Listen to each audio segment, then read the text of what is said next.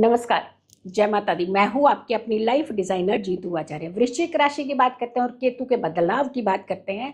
तो वृश्चिक राशि वालों के लिए, स्कॉर्पियो वालों के लिए केतु का बदलाव कैसा रहने वाला है, कहाँ आपको ज़्यादा संभलना है, क्योंकि आपकी राशि जो है अग्रेसिव राशि होती है, थोड़ा गुस्सा जल्दी कर जाते हैं। कहीं गुस्से से आपकी चीज़ों के अंदर बहुत बड़े बदलाव तो नहीं होने वाले हैं, और वो भी नुकसान की तरफ।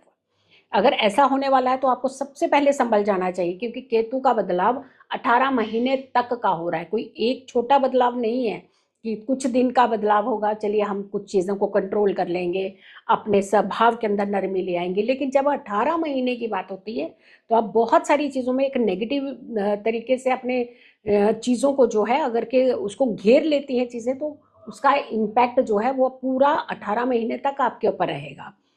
पॉजिटिव इम्पैक्ट रहेगा तो बहुत अच्छी चीज़ें हो जाएंगी, नेगेटिव इम्पैक्ट रहा तो सोचिए कितना नुकसान भी हो सकता है।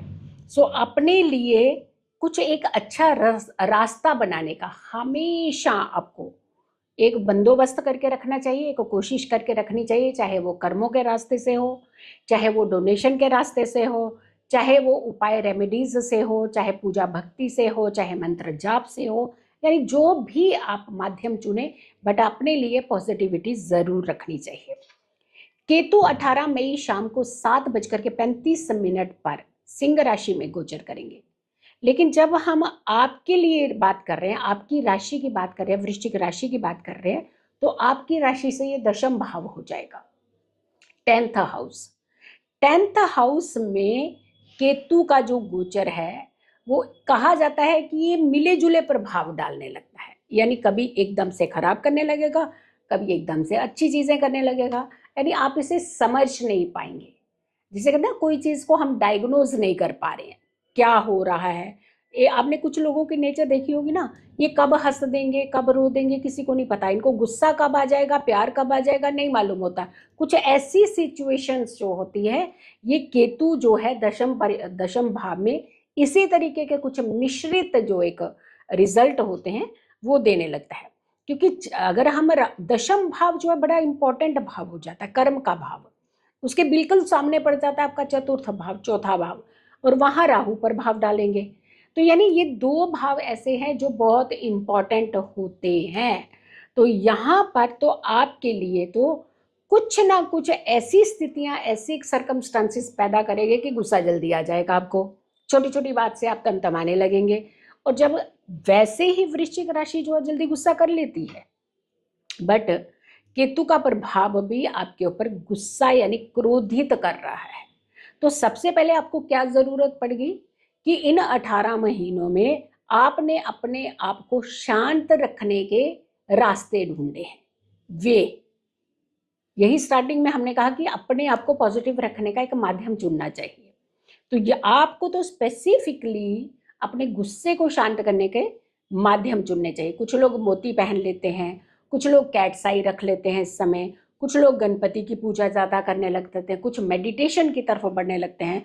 कईयों का गुस्सा जिम करने के बाद ज्यादा शांत होता है, कईयों का गुस्सा रनिंग यानी भागने से ज्यादा शांत होता है। कुछ वॉक करते हैं, यानी कुछ एकांत में बैठते हैं। तो हर एक का एक अलग सिस्टम बनता है।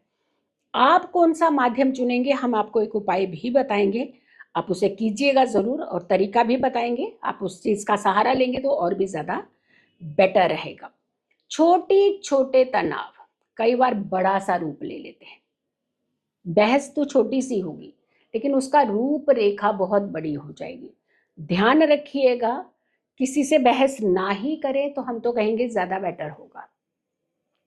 और कई बार ऐसे हालात बन जाते हैं, ना चाहते हुए भी बोलना पड़ता है, यानी चुप रह ही नहीं पाते हैं, कारण बन जाते हैं कई बार ऐसे।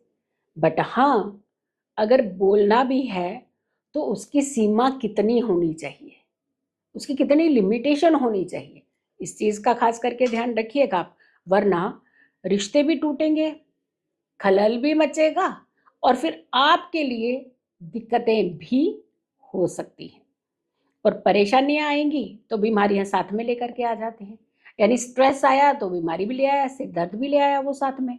तो यहाँ स्ट्रेस आने के पूरे चांसेस है, और स्वास्थ्य भी बिगड़ने के फिर पूरे चांसेस बन सकते हैं। हम तो यही कहेंगे कि अपने आप को संभालने का प्रयास कीजिए, अपनी चीज़ों को संभालने का प्रयास कीजिए, गुस्सा कम कीजिए, शांत रखने का प्रयास कीजिए, चीज़ों को बैलेंस करने का प्रयास कीजिए।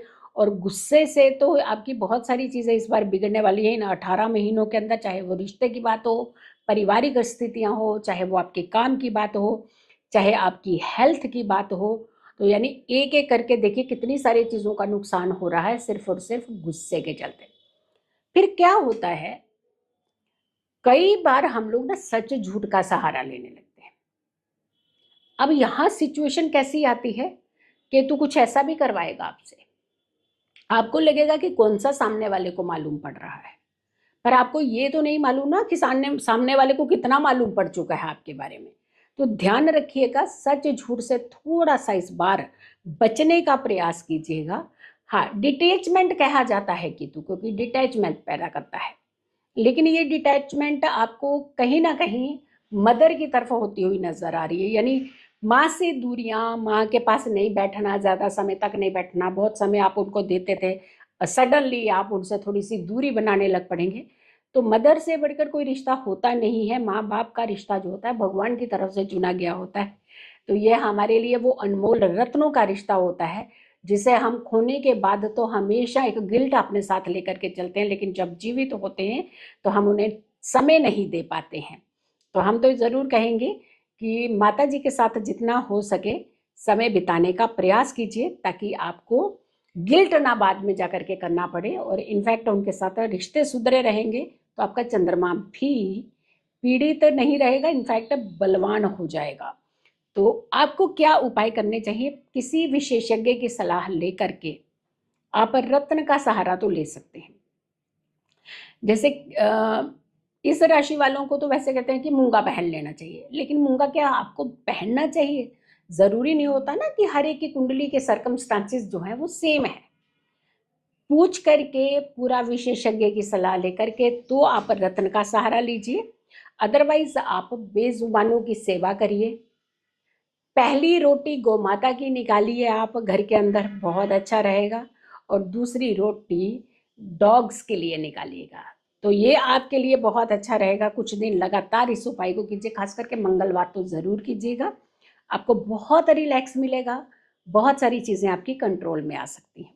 सो वीडियो को प्लीज़ बहुत सारे लोगों को शेयर कीजिएगा। हमने आपको उपाय बता दिए हैं, आपने वीडियो ज़रूर शेयर करनी है, हर किसी तक इस वीडियो को पहुंचाने का प्रयास करें। खुश रहें, स्वस्थ रहें, पॉजिटिव रहें। पॉजिटिव रहते हैं तो हर समस्या से हम दूर रहते हैं। हमारी अगली राशि होगी धनु राशि, यानी सेजिटेरियस। यानी सेजिटेरियस के ऊपर केतु का कैसा प्रभाव रहने वाला पूरे 18 महीने। सो अगली राशि का इंतजार करें। तब तक के लिए नमस्कार, जय माता दी।